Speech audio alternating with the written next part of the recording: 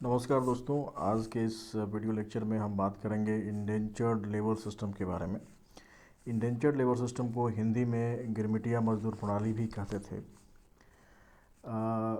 यह एक ब्रिटिश कालीन व्यवस्था थी, औपनिवेशिक कालीन कॉलोनियल टाइम की व्यवस्था थी। इस व्यवस्था में मज़दूरों को एक जगह से दूसरी जगह ले जाया जाता था, और ये किस तरह की व्यवस्था थी इसके बारे में हम इस लेक्चर में बात करने वाले हैं।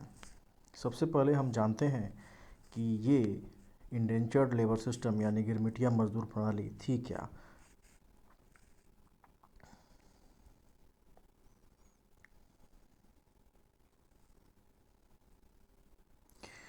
यह एक ऐसा सिस्टम था जिसमें कुछ लेबर्स को हायर किया जाता था, एक कॉन्ट्रैक्ट साइन करवाया जाता था, और उस कॉन्ट्रैक्ट के अंतर्गत उसको भारत से या कहें कि किसी भी एक कॉलोनी से दूसरे कॉलोनी में खेती हर मज़दूर के रूप में कार्य करने के लिए, खेती हर मज़दूर यानी कि बागानों में कार्य करने के लिए, खेती संबंधी कार्य करने के लिए उसको बाहर ले जाया जाता था। जनरली इस तरह के सिस्टम में जो कॉन्ट्रैक्ट होता था उसमें 5 साल का टर्म होता था, और इस कॉन्ट्रैक्ट टर्म में ये बात कही जाती थी कि आपको निश्चित तौर पर आपका कॉन्ट्रैक्ट ख़त्म होने के बाद, जो कि जनरली 5 साल का होता था, इसके बाद उसको उस लेबर को ये आज़ादी थी कि वह घर जा सकता था, और जो भी एम्प्लॉयर उसका है वह इस बात को सुनिश्चित करता था।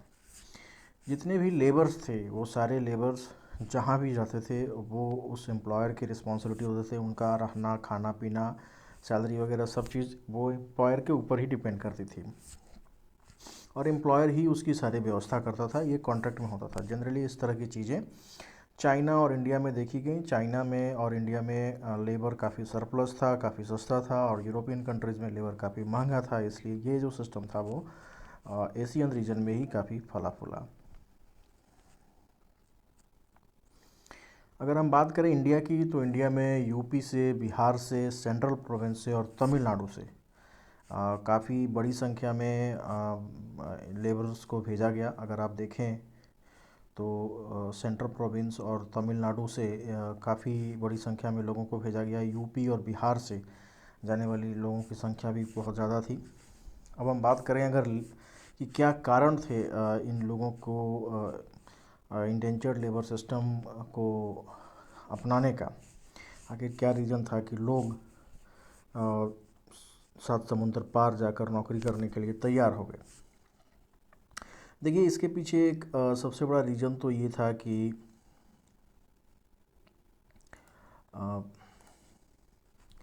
सबसे बड़ा रीज़न तो ये था कि कमर्शलाइजेशन ऑफ एग्रीकल्चर, यानी कि एग्रीकल्चर को कमर्शलाइज्ड कर दिया गया। इसकी वजह से कई सारी चीज़ें हुई, जैसे उन खेतों में वो खेतीहर जो धान और गेहूँ उपजाकर अपना खेती बाड़ी करते थे और उससे उनको सरप्लस आय हो जाती थी, उनका जो पूरी तरह से इकोनॉमिक ढांचा था वो चरमरा गया। उनके पास करने को कुछ और बचा नहीं। अच्छा, प्लांटेशन एक्टिविटीज़ अगर वो कमर्शलाइज एक्टिविटीज़ करने जाते तो उसमें क्या होता कि इसमें यूरोपियन का ही बोलबाला था। यूरोपियन लोग ही इसमें ज़्यादा थे प्लांटेशन एक्टिविटीज़ में। प्लांटेशन एक्टिविटीज़ से कहने का तात्पर्य है जैसे गन्ने की खेती हो गई, कपास की खेती हो गई, जूट की खेती हो गई, चाय के बागान हो गए, केले की खेती हो गई। इस तरह की खेती जो कि कमर्शियली जिनको हम डायरेक्ट बेच सकते थे, इसको हम प्लांटेशन एक्टिविटीज़ में कहते हैं, जो कि सीरियल्स नहीं थे, अनाज नहीं थे, दलहन भी नहीं थे। ये एक इस तरह की चीज़ें थीं जो डायरेक्टली मार्केट में बेची जा सकती थीं। दूसरा चीज़ क्या हुआ कि एक्सेसिव लैंड रेट के कारण, सपोज़ एक तो खेती बढ़िया से हो नहीं रही है, दाल चावल जो खेती कर रहे हैं, गेहूँ धान उपजा रहे हैं, वो उसका पैसा बढ़िया से मिल नहीं रहा है। इसके बाद जो लैंड रेंट और लैंड रेवेन्यू जो ब्रिटिश गवर्नमेंट के द्वारा डिमांड किया गया, ये काफ़ी ज़्यादा था।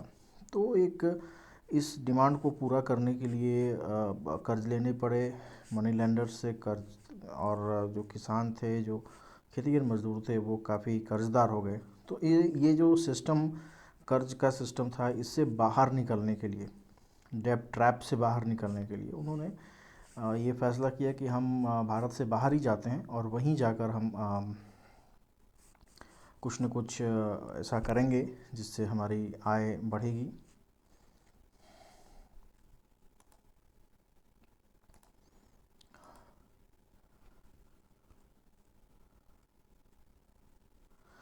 तीसरा जो रीज़न है वो है डिस्ट्रक्शन ऑफ कॉटन, डिस्ट्रक्शन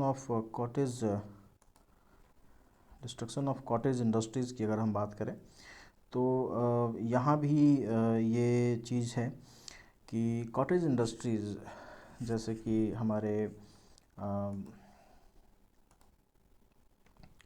अगर हम बात करें कॉटेज इंडस्ट्रीज़ की तो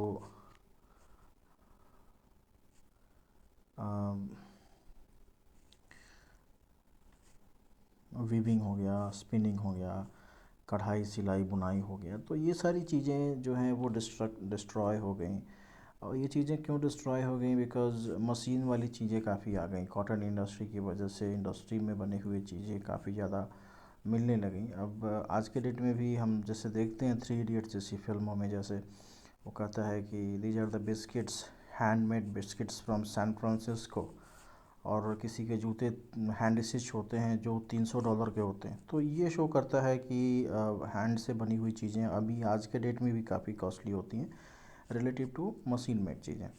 ठीक है, तो इसकी वजह से जो ये जो कॉटेज इंडस्ट्रीज़ ख़त्म हो गई, काफ़ी महंगी मिलने लगी सामानें, तो ये लोग इन लोगों का को दूसरा कोई अल्टरनेट कुछ सूझा नहीं। खेती बाड़ी ऑलरेडी चौपट हो गई थी और कॉटेज इंडस्ट्रीज़ भी चौपट ही हो गई थी। तो उन लोगों ने कहा कि यार अब हम लोग बाहर चलते हैं, बाहर विदेश जाते हैं और देखते हैं कि क्या एम्प्लॉयमेंट अपॉर्चुनिटी है। वैसे भी यहाँ कुछ करने को है नहीं ज़्यादा। एक चौथा रीज़न जो सामने आया वो एबोलिशन ऑफ स्लेवरी एक्ट 1833 में ब्रिटिश पार्लियामेंट के द्वारा पारित किया गया। इसके तहत पूरी ब्रिटिश कॉलोनीज़ में, पूरे जहाँ जहाँ भी अमेरिका में, साउथ अमेरिका में, नॉर्थ अमेरिका में, अफ्रीका में, एशिया में, जहाँ जहाँ भी ब्रिटिश कॉलोनीज़ थी वहाँ से स्लेवरी को यानी कि गुलाम प्रथा को समाप्त कर दिया गया। अच्छा, इससे एक दूसरी समस्या पैदा हुई कि बहुत से ऐसे जगह थे जैसे अफ्रीका हो गया या एशिया में ही, जहाँ पे ये जितने प्लांटर्स थे, जो बड़े बड़े लोग थे जो इन चाय बागानों की खेती करते थे या केले की खेती या कपास की खेती करते थे, तो इन लोगों को मज़दूरों की समस्या होने लगी। पहले स्लेव होते थे तो उनको पैसा नहीं देना पड़ता था, उनको केवल खाना पानी और थोड़ा बहुत रहने सहने का ढंग वगैरह दे देना होता था, चीज़ें अवेलेबल करा दी होती थी और पैसा नहीं देना होता था। स्लेवरी के ख़त्म होने के बाद ये चीज़ ख़त्म हो गई, स्लेव्स को रखना ख़त्म हो गया, तो एक लीगल अल्टरनेटिव के रूप में एक ये जो इंडेंचर सिस्टम था ये सामने आया और ये काफ़ी आगे भी बढ़ा। जो सबसे थोड़ा सा एक जो एक नेगेटिव फैक्टर था वो इसमें कि फॉल्स इन्फॉर्मेशन भी रिक्रूटिंग एजेंसीज़ के द्वारा, एजेंट्स के द्वारा फैलाया गया।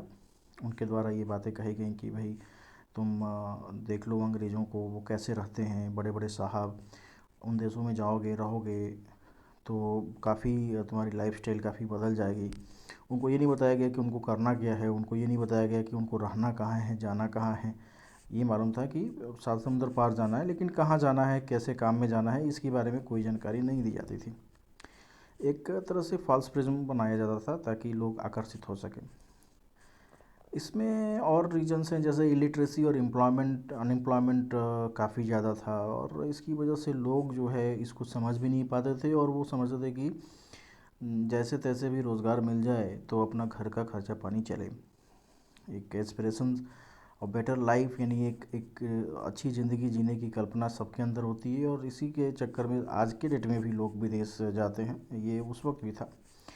और एक और बहुत ही सैड नेगेटिव पॉइंट था इसमें कि जो हमारा 19वीं शताब्दी का भारत रहा उसमें काफ़ी फेमाइंस यानी अकाल सूखा वगैरह वगैरह ये सब आते रहे, जैसे 1866 में, 1877 में, तो इस तरह की चीज़ें भी होती रहीं। इस वजह से भी लोग जो है भूखे मरने के बजाय विदेश जाना पसंद करने लगे। अगर हम बात करें बिहार की, तो बिहार में ये चीज़ चॉइस के कारण नहीं थी, अपने मर्ज़ी से नहीं था, बल्कि एक कंपल्सन था, एक भय था। भय इस तरह से था कि जितने भी हमारे सिपाही जो 1857 की क्रांति में पार्टिसिपेट किए थे, उन उन जो उनके जो परिवार वाले थे या वो जो सिपाही थे, उनके अंदर एक डर था कि उनको काला पानी की सज़ा हो जाएगी, उनको मौत की सज़ा हो जाएगी, उनको और अन्य तरह की यातनाएं झेलनी पड़ेंगी।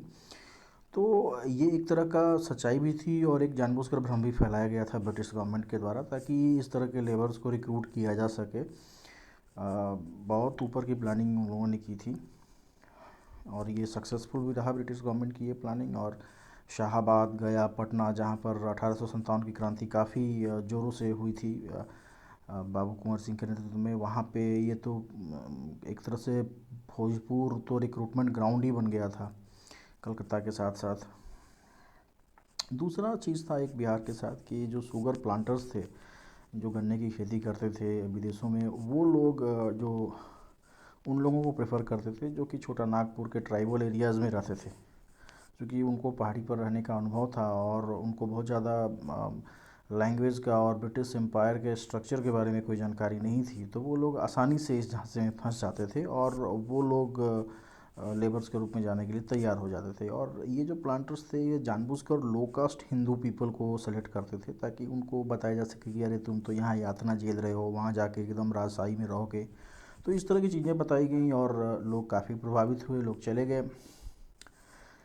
परमानेंट सेटलमेंट जो था, एक और रीज़न था बिहार में इस चीज़ को आने में, क्योंकि परमानेंट सेटलमेंट एक्ट के वजह से जो खेतीहर मज़दूर थे, जो जो लोग थे जिनके पास ज़मीन नहीं थी लेकिन वो किसानी करते थे, उनकी हालत बहुत ख़राब हो गई। कारण ये रहा कि जिन लोगों के मालिकियत में ज़मीन दी गई, जो लोग ज़मींदार बन गए, उन लोगों ने कभी भी खेती के डेवलपमेंट के बारे में नहीं सोचा। लागत बढ़ती गई और मुनाफा और आय हमेशा कम होता गया। इसकी वजह से भी लोग काफ़ी परेशान हो गए थे। खेती और बिहार का एरिया भी ऐसा था कि फ्लड वगैरह का आना ये सब कॉमन चीज़ था। यहाँ पे कुछ बहुत बड़ी इंडस्ट्रीज़ भी नहीं थी, पोर्ट्स भी नहीं थे, जिसकी वजह से आज जो भी फैक्टर्स हैं बिहार में, ये फैक्टर्स उस वक्त भी उतनी ही उस समय के संदर्भ में थे और इसकी वजह से भी काफ़ी ज़्यादा पलायन हुआ। ये जो कंप्लीट सिस्टम था, इसको बिहार में विदेशिया कल्चर के नाम से जानते हैं। विदेशिया हमने एक विदेशिया एक उपन्यास भी है, एक उपन्यास नहीं है, विदेशिया एक मेरे ख्याल से ड्रामा है जो भिखारी ठाकुर ने भी लिखा है। विदेशिया के संदर्भ में हम लोग कुछ गाना भी, लोकगीत भी सुनते हैं रहे हैं, जैसे जतरा, जैसे बिरहा। तो ये सब बिहार के कल्चर का एक हिस्सा भी बन गया जाने अनजाने। अगर हम करंट अफेयर्स की बात करें तो आज के डेट में डायस्पोरा के मामले में ये जो लोग जो इंडेंचर लेबरर्स गए, इनकी संख्या तो मतलब ज़बरदस्त है। बहुत सारी कंट्रीज़ ऐसी हैं, जैसे कैरेबियन कंट्रीज़ हो गई, जैसे माली, फिजी, हैती, सेशल्स, मॉरिशस। यहाँ तो वो लोगों की सरकारें हैं, प्राइम मिनिस्टर्स बने हैं इन लेबर्स में से, जो इनके लेबरर्स के परिवार वाले बने। कई सारे कंट्रीज़ हैं जहाँ भोजपुरी वहाँ की नेशनल लैंग्वेज है। 2017 में गवर्नमेंट ऑफ इंडिया ने इंडेंचर्ड लेबर सिस्टम ख़त्म होने के 100 साल को सेलिब्रेट किया था और उन लोगों को याद किया था जो लोग अपने वतन को छोड़कर दूर देश में जाने को विवश हो गए, भोजन और शेल्टर, रोटी, कपड़ा और मकान की तलाश में। आइए बात करते हैं क्वेश्चंस की। ये काफ़ी इंपॉर्टेंट सेशन रहता है क्वेश्चंस का। क्वेश्चन पूछा गया है 64वीं बीपीएससी 2019 में। क्वेश्चन है, what were the reasons behind overseas immigration in 19th century British India, discuss in the light of the indenture system with special reference to Bihar. इसमें हमें बात करनी है कि कौन कौन से रीजन्स थे इमिग्रेशन के। तो वो सारे रीजन्स हमने ऑलरेडी डिस्कस किए हैं। क्या क्या रीजन्स थे?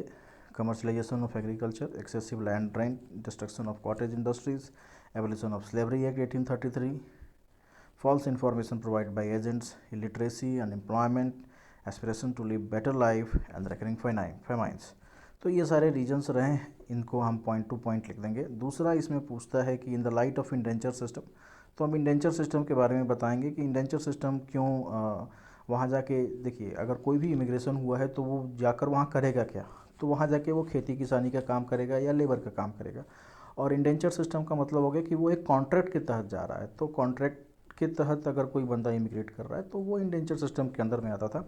और स्पेशल रेफरेंस अगर बिहार का हमको देना है तो हम यहाँ पे दे देंगे कि ये चॉइस नहीं थी, ये कंपल्सन था, और जिससे 1857 के सिपाही और उनके जो विद्रोही थे, उनके जो घर वाले थे, उनकी समस्याएं, जो शुगर प्लांटर्स थे उनके डिमांड, उनके प्रेफरेंस,